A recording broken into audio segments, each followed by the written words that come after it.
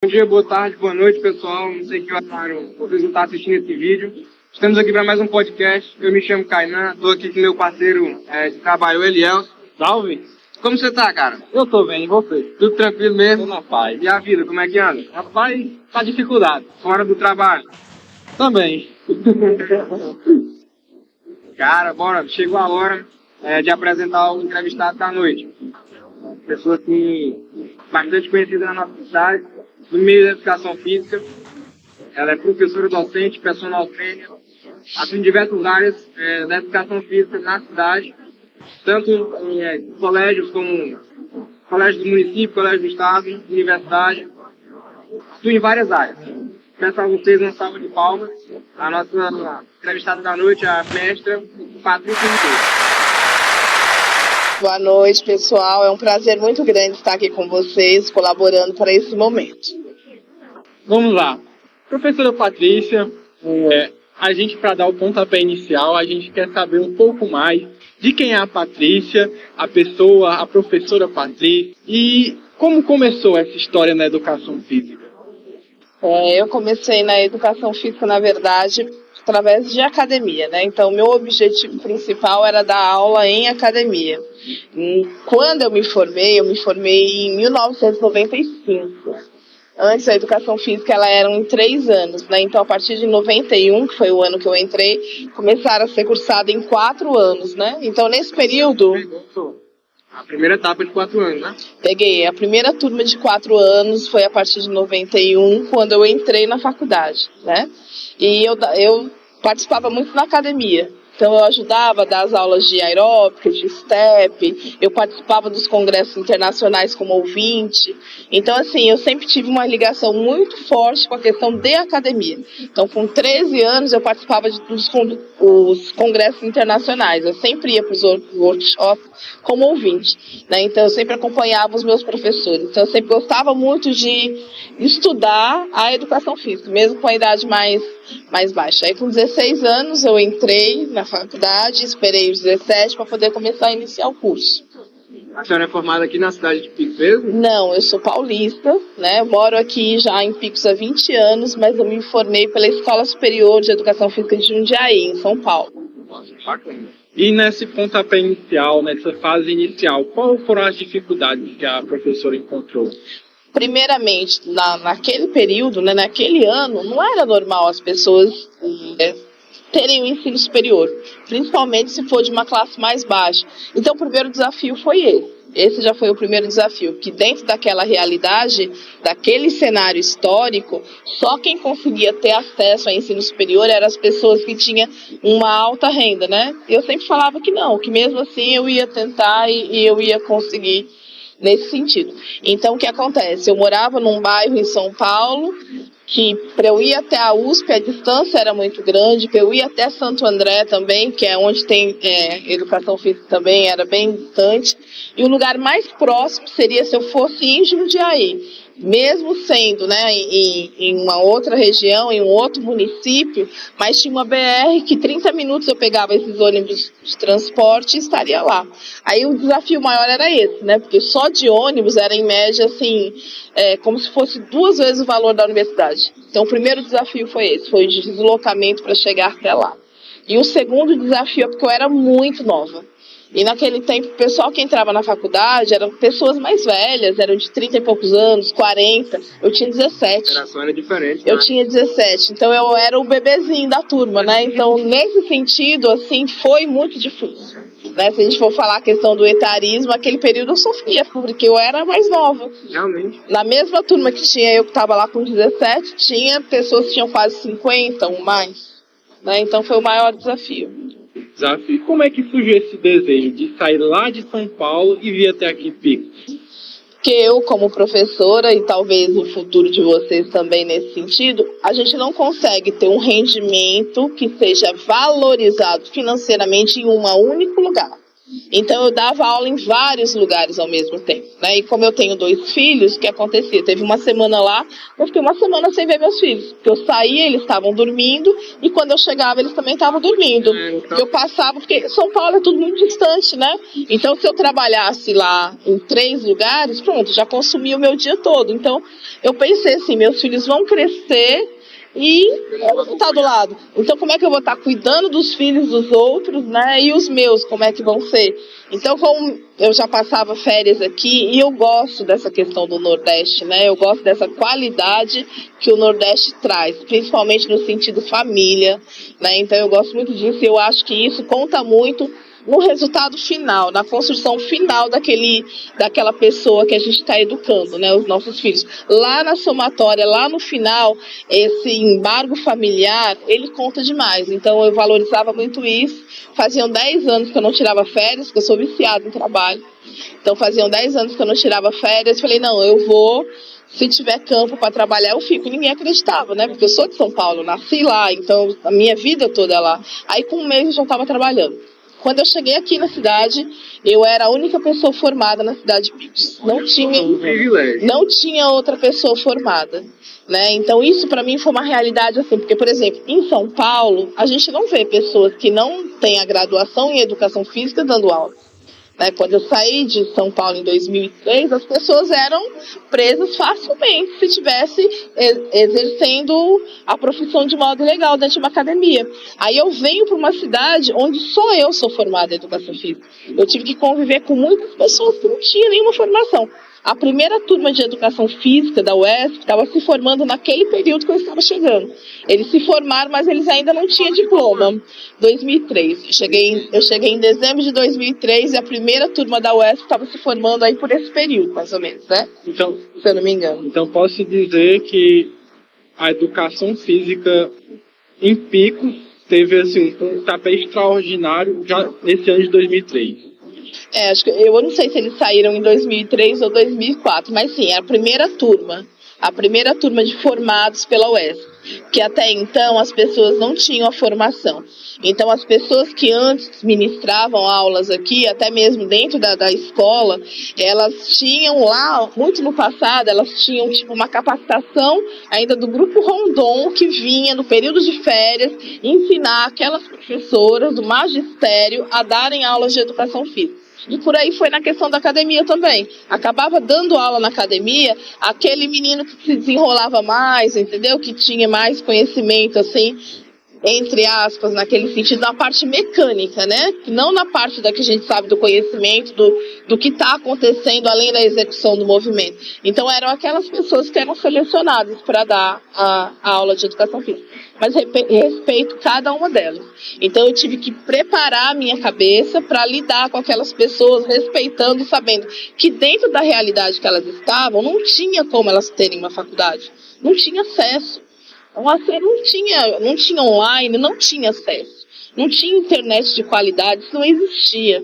Né? Então eu tinha que saber que eu estava em outro lugar e eu tinha que respeitar aquelas pessoas e estar convivendo com eles. Né?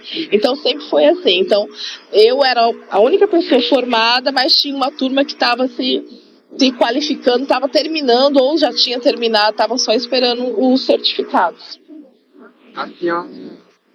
É formada. Hoje tem uma grande diferenciação. A senhora falou que se formou para atuar em academia. Isso. Hoje é diferenciado graduação de licenciatura. Isso. A formação da senhora é graduação plena em educação física. Pode chamar assim? Licenciatura plena em educação física. Naquele período não tinha essa divisão. Quando mudou de 3 para 4 anos, só acrescentaram mais disciplinas que a gente poderia estar utilizando também na parte de bacharel, para dar aula em academias e clubes. Então, era nesse sentido. Né? Então, assim, eu ainda venho, né, nessa formação que você tinha que estar se preparando para tudo, que você ia se especializar para aquela área. Como eu disse, o interesse primário foi a questão da academia. Eu gostava muito do ambiente de academia. Gostava demais, né? Tanto da parte da ginástica como da parte da musculação. Eu tinha muito interesse por aquilo. Só que eu sou professora nata. Se você pedir para mim um endereço para chegar em tal lugar, eu vou pensar a maneira mais didática de te ensinar. Esse é o meu natural. Então eu gosto de dar aula. Então quando eu fui começar a fazer estágio mesmo com turma inclusiva, eu comecei a pegar mais gosto ainda por essa questão de dar aula, né? E o que acontece? A gente adora dar aula em academia, quem gosta de dar aula em academia, mas a academia ainda não dá estabilidade. Academia, assim, enquanto seu aluno está ali, tá tudo bem. Quando ele parar, acabou aquela fonte de renda. Aí o que acontece? A estabilidade me fez ir para a parte das escolas, né? Que aí eu comecei a estudar para concurso. Então, essa estabilidade. E teve uma coisa, assim, há muitos anos atrás, num curso que eu fui, que um professor falou assim: se você é da área da educação física, você sempre tem que ter um plano B. Como a área é muito abrangente, você pode ir por um caminho, mas tente também ser interessado em outros caminhos alternativos, porque por enquanto não dá pra gente ficar em uma única profissão, né? Tempo era tudo novo, então não tinha nada certo, garantido. Aí agora, né, depois de todo esse tempo que eu tenho de educação física, é que eu estou indo para um caminho para ficar futuramente num caminho só, que é dentro da docência. Né? Então, por isso que eu falei, não, eu quero dar aula no ensino superior. Então, o que eu tenho que fazer? Tenho que fazer um mestrado, tenho que fazer um doutorado, tenho que fazer um pós-doutorado para se pesquisar. Eu vou para essa área, porque aí eu vou ficar realmente em um único lugar. Mas, por enquanto, a gente ainda vai caminhando por vários caminhos. E não só na questão financeira, não, mas é porque você vai gostando, você quer fazer o diferencial. Uma coisa que é muito assim, autêntico dentro de uma pessoa que escolhe a educação física, é querer fazer a diferença pela educação. Seja por uma pessoa que você incentiva a fazer uma atividade física, seja um outro assunto paralelo que vem e você traz diferença na vida daquela pessoa, trazendo assuntos de diversidade, assuntos de preconceito. É o trabalho da educação física, né? Em qualquer ambiente. Promover a saúde e bem-estar do seu cliente, do seu aluno. Os benefícios são múltiplos, né? Então, assim, ainda hoje a gente sabe que, infelizmente, a pessoa acha que a educação física está trazendo só o benefício físico, e não é. É múltiplo, são muitos os benefícios. Então, a gente tenta contemplar toda essa parte. A senhora, como a senhora falou, a senhora veio de São Paulo, é formada em São Paulo, veio atuar aqui no Piauí. A senhora chegou a dar aula nas escolas de São Paulo? Ou ficou em academia? Não, lá eu cheguei a dar aula também em algumas escolas. Na rede estadual? Na rede estadual e na rede particular. Na rede particular eu dava aula numa escola inclusiva, que foi a escola até que fez um diferencial, que mudou um pouco na minha cabeça, porque lá eram as crianças com alguns tipos de deficiência. E quando eu comecei a dar aula para aquelas crianças, né? É que eu vi assim como elas conseguem atingir também outros objetivos, né? Isso ainda quando eu era estudante. Então foi através de um estágio que eu comecei a ver, e depois quando eu saí, porque era uma coisa assim que isso acontecia muito, né? No tempo que eu fazia a educação física. Você sai, se você é recém-formado, você não conseguia pegar um emprego logo assim de cara. Você pegava um emprego mediano, mas um emprego bom mesmo era tipo depois de 2 anos, porque você já foi estagiar em outros lugares, em lugares grandes. Então, assim também foi minha base lá. A senhora pode falar alguma diferença, por mais que seja rede estadual em São Paulo, questão socioeconômica do Estado, questão da verba que entra no Estado, da política também. A senhora pode falar alguma diferença do ensino, do que como é que eu posso dizer? Trabalhar em São Paulo. Que a escola em São Paulo oferece comparado com o que a questão regional, né? Então, assim, se eu pego a escola do município de São Paulo, do estado de São Paulo, e pego a escola do estado do Piauí, do interior do Piauí, as duas estão ali no mesmo naipe, sabe? Estão ainda colocando a educação física como secundária. A gente vem para a parte primária quando tem as competições, os jogos escolares, que aí, assim, num mês eles querem que a gente transforme aqueles alunos em atletas. Então, tanto a realidade lá, isso eu estou falando de uma realidade de 20 anos atrás. São Paulo, mais de 20 anos atrás, para a realidade agora do estado do Piauí. Então, elas caminham ainda nisso. Porque o que acontece? O que a gente vê dentro das escolas é o que acontece na sociedade. Essa mentalidade ainda está. A gente está no processo de mudança, mas a gente está no meio dessa confusão toda. né? Então, dentro dessa questão da educação física escolar, vieram as aulas teóricas, que deu toda uma mudança. Não, tem que ter, só que o que acontece? Cadê as aulas práticas?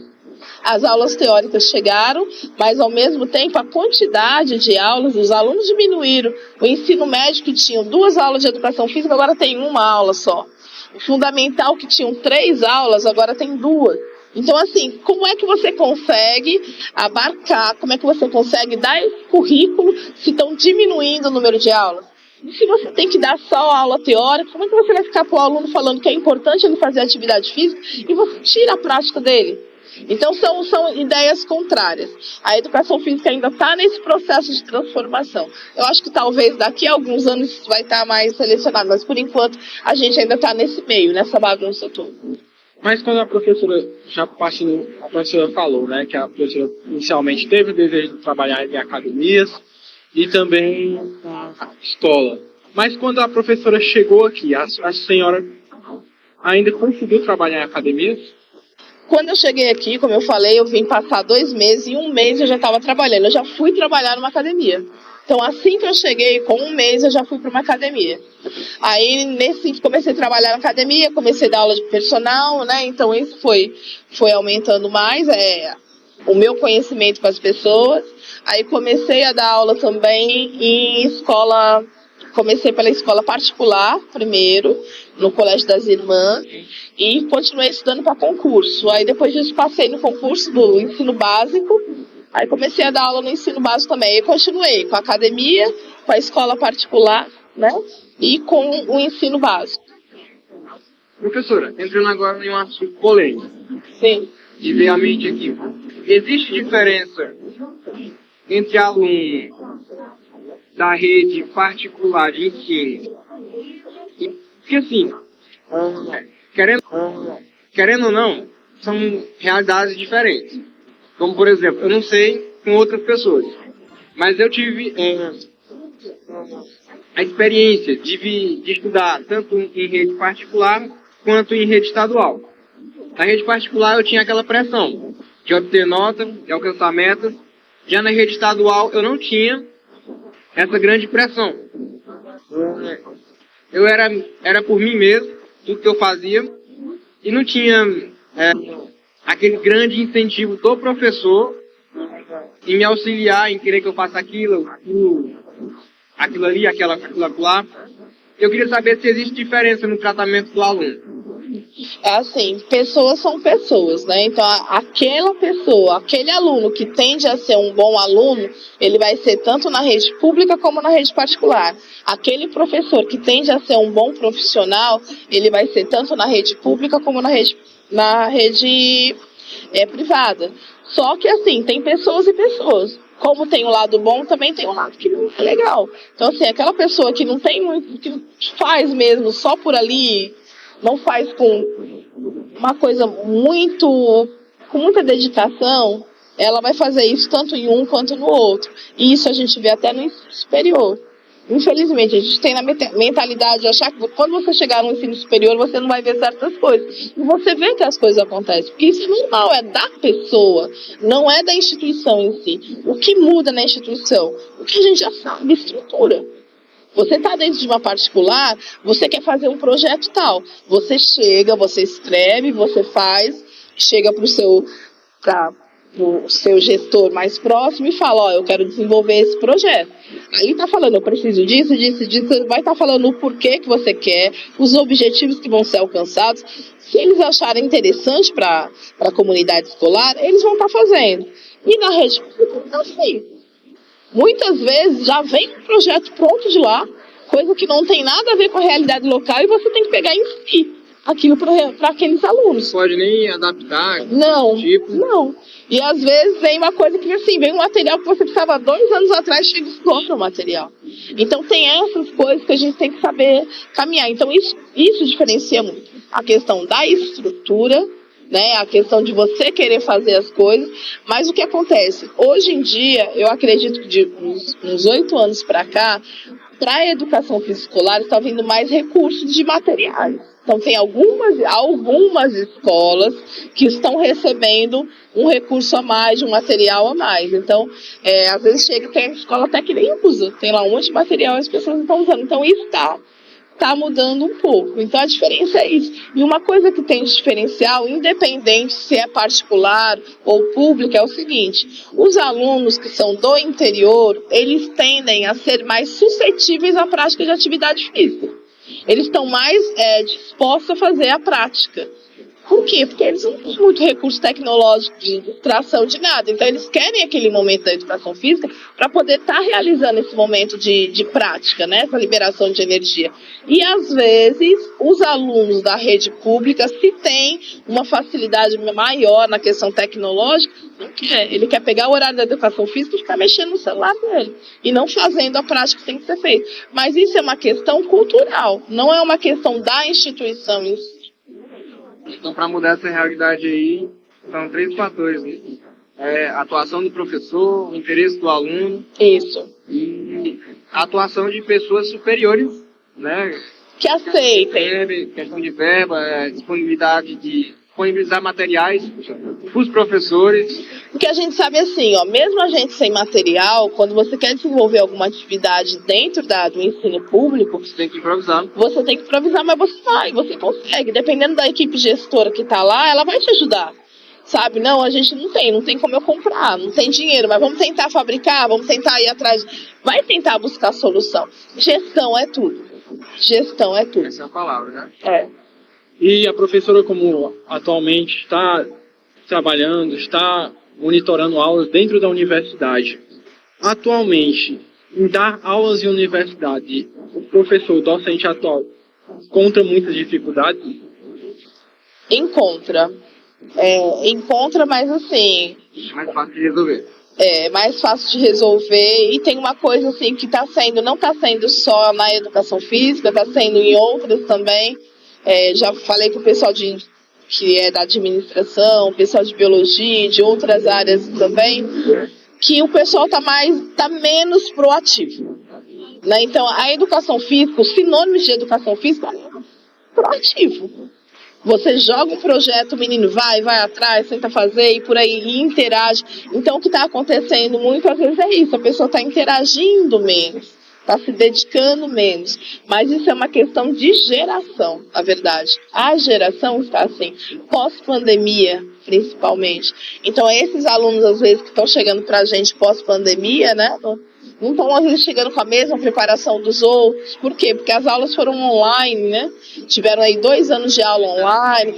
Então, isso mudou. Parece que não, mas a gente vê a resposta a longo tempo, a longo prazo. Então, a gente vê que o pessoal está vindo mais assim. Então, ainda é um processo que tem que melhorar nesse sentido. Nessa questão, temos perspectivas futuras, né? Em relação ao nosso curso, agora como bacharel. E na visão da senhora, qual a perspectiva de visão, assim, daqui para frente? O que pode acontecer com nossa nova turma de bacharel na cidade? Não, isso vai ser muito bom, porque, né, o que acontece sendo a UESP só com licenciatura, os alunos tinham que procurar alguma outra instituição para completar isso, para fazer um bacharel, né? Na verdade, não é completar, fazer o bacharel. E o que aconteceu várias vezes dos meninos irem fazer e a instituição não ser fidedigna, e eles não conseguirem o diploma. Isso é muito ruim, você investir tempo, investir financeiro e você não obter retorno. Daí, às vezes, também tem pessoas que conseguiram, mas não tiveram, às vezes, um ensino mais detalhado, deixa-se passar muita coisa nesse sentido. E agora não. Dentro da universidade, vocês vão estar desenvolvendo o bacharel, vocês vão ter 4 anos para estar desenvolvendo aqui. Né? Então, isso vai fazer todo um diferencial. Muito bom. Voltando naquela comparação de graduação e licenciatura. A senhora, na divisão que foi feita, saindo da licenciatura plena, a senhora achava melhor ter a licenciatura plena, onde o profissional sairia com as 2 formações, ou essa divisão de atuação? De atuação. Não, eu achava importante assim. Eu acho que o que poderia acontecer, por exemplo, você está fazendo licenciatura. Se você quiser o bacharel, se você é da UESP, então tem complemento. Mais 2 anos e você fica com licenciatura e bacharel. Então isso eu acho importante. Eu acho que até pode ter a divisão, porque quando a gente fala de ser humano, tem muita coisa para se estudar dentro de um ser humano. Né? Então eu acho que realmente tem que ter uma procura, tem que ter essa separação, porque quem está às vezes querendo ir só por um caminho e ele está na licenciatura, ele está contra gosto no curso que não é dele. Né? Então isso às vezes acaba atrapalhando até o percurso de outros, né? Porque fica uma turma que está ali fazendo para conseguir um diploma por uma atuação que ele entende atuar. Né? Então isso, eu acho que o que atrapalha mais é isso. E voltando também na questão que a senhora falou, que chegou aqui em 2003, formou uma das primeiras turmas daqui de Picos em Educação Física. E na perspectiva da senhora, quais foram as grandes mudanças que tiveram de lá para cá em relação à educação física na cidade? Não, com certeza o número de profissionais certificados, né? Não tinha. Então, assim, a UESP tem grande contribuição. Esse pessoal hoje em dia que é formado, são filhos da UESP a maioria. Então, tem um significado muito importante isso. Né? Mesmo sendo licenciatura, né? Mas eles formaram a base da história da educação física aqui de Picos, além de valorizar todos os professores que vieram antes, é valorizar todos os profissionais que se formaram pela UESP. Porque, assim, se hoje a gente está aqui, alguém veio antes da gente fez.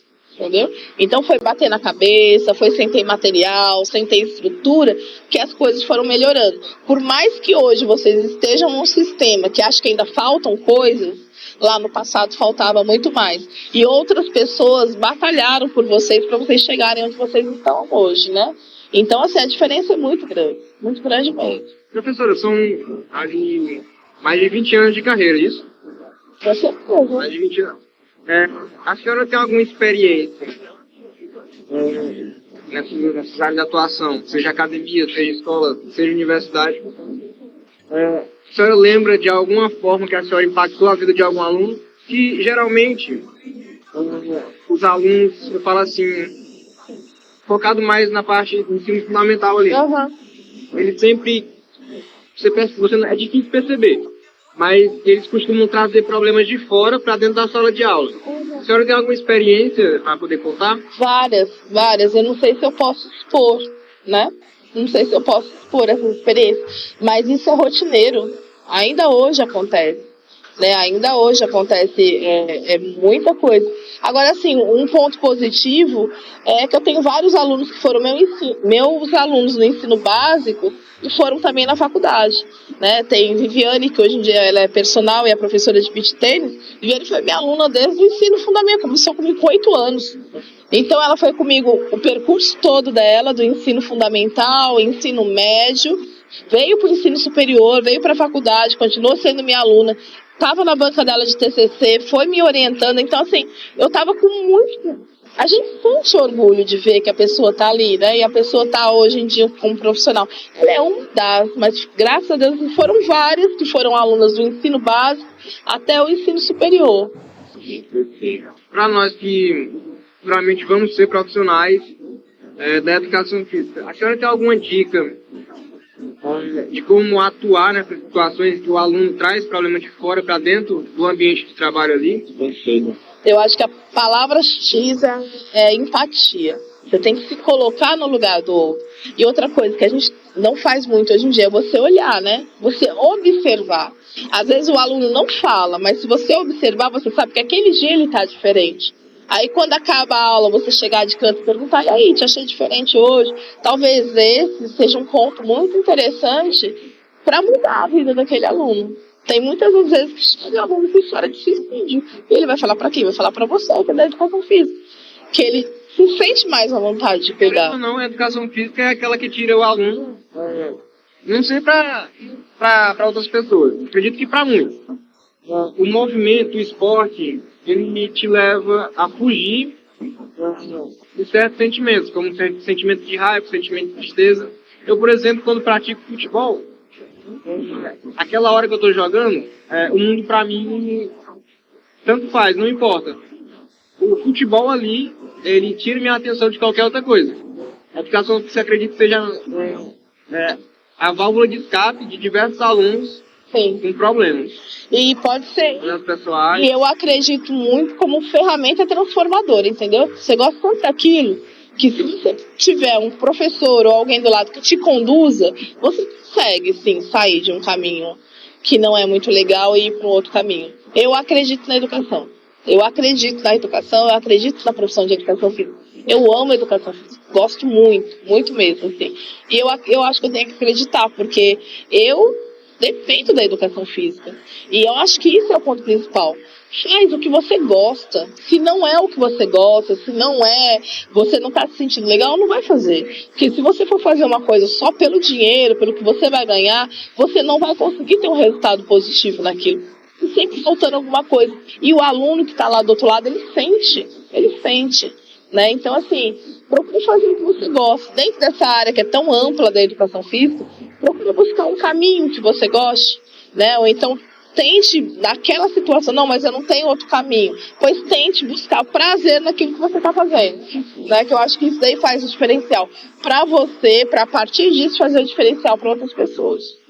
E ser exemplo para outras pessoas. Porque eu acredito muito que o profissional de educação física hoje, para ele incentivar outras pessoas, ser um bom profissional, ele tem que dar exemplos, né? Em si mesmo. Querendo ou não, é uma profissão que você cuida de outra vida. Então, você tem que primeiro se observar, se achar naquela profissão, para depois ajudar o próximo.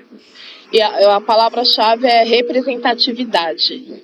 Né? A gente acha que não, mas ali você está representando uma classe. Então tem muita coisa que é importante você falar. Tem muitas conquistas que são importantes sim você falar, que você conseguiu e você postar. Porque aquilo ali parece que não, mas você está mostrando para outras pessoas que elas também podem ser capazes. Elas também podem conseguir chegar onde você chegou. Né? Então a palavra é representatividade. Quem é você dentro daquele grupo? Qual que vai ser o diferencial? Eu tenho uma bandeira que eu levo muito forte. Eu sou mãe solo. Eu sou negra, eu sou mãe solo, mas eu consegui. Se eu conseguir, você também vai conseguir. Então eu levo isso para frente para as pessoas entenderem. E outra coisa que é muito importante, que eu falo muito para meus alunos, né, principalmente alunos do ensino público, não é porque você está dentro de um ambiente de conflito, de escassez, que você tem que morrer ali. Você pode fazer o diferencial. Você pode sair daquilo e tentar uma realidade diferente, né? Representatividade. Professor, eu não sei se é ético, mas... Vai. Eu não sei se é ético. A questão é essa. Acredito que não. Mas teve uma moda que pegou nas redes de vídeo curto.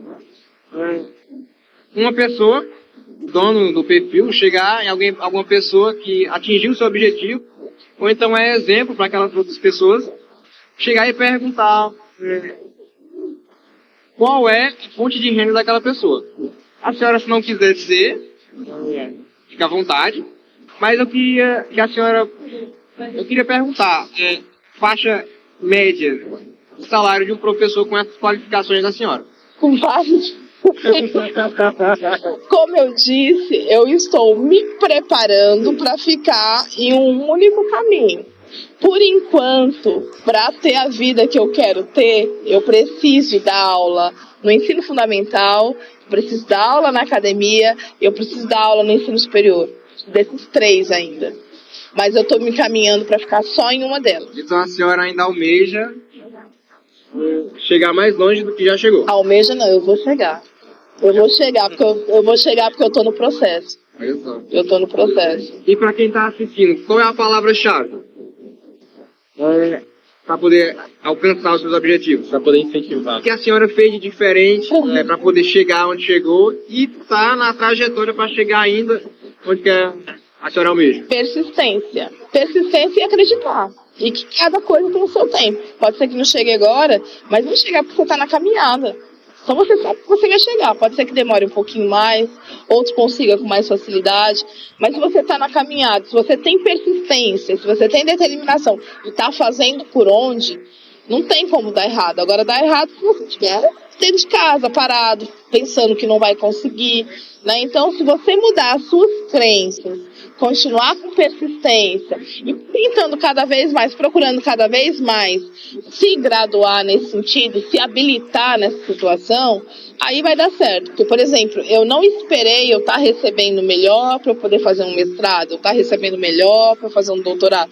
Vai fazendo, vai fazendo, vai fazendo, vai fazendo. Então vai chegar a hora que vai dar certo, entendeu? Então a senhora também, além de persistência, que a senhora falou, a senhora coloca ambição, tomando as palavras-chave no meio também. Sim.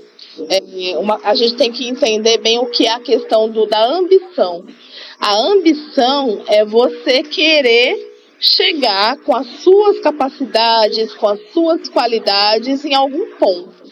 A ganância é quando você quer tirar do outro para você.